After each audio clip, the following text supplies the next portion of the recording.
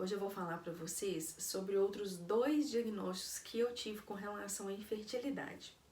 Eu tive o diagnóstico da trompa obstruída, né, porque eu fiz a esterossalpingografia, que é um exame que vê, né, se o líquido vai passar, se vai fluir e tudo, e a minha trompa direita não tem passagem, só a esquerda que estava livre.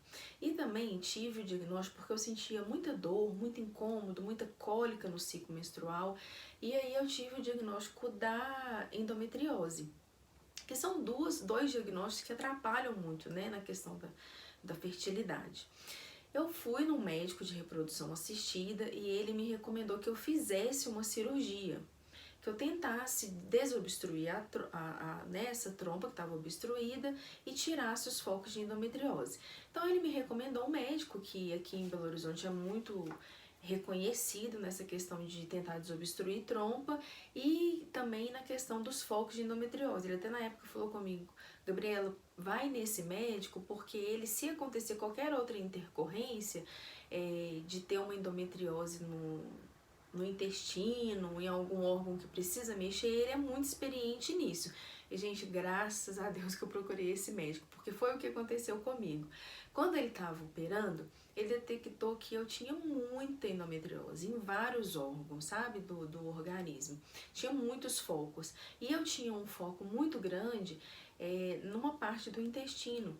E esse foco de endometriose já estava quase perfurando o meu intestino, o que é muito complicado, né? Ficaria muito complicado se tivesse chegado a perfurar.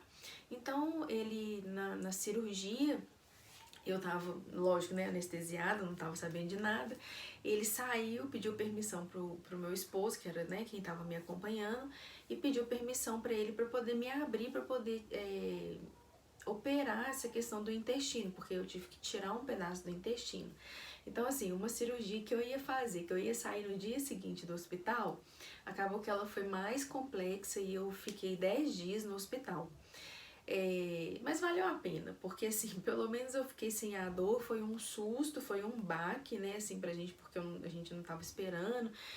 Meu esposo ficou muito assustado com relação a ele ter que decidir, né, se ia me abrir ou não.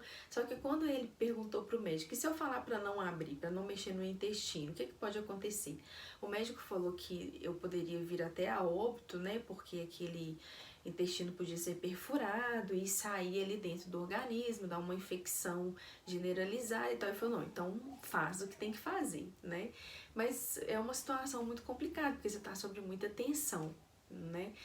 Agora, a gente passou por isso tudo, lógico que mexeu demais com o nosso emocional, esse processo. A gente ficou num processo assim, muito tempo, sabe? Assim, para poder conseguir aceitar tudo aquilo, e foi muito difícil, mas a gente passou por ele, né? Agora a gente já tá em outra etapa, graças a Deus.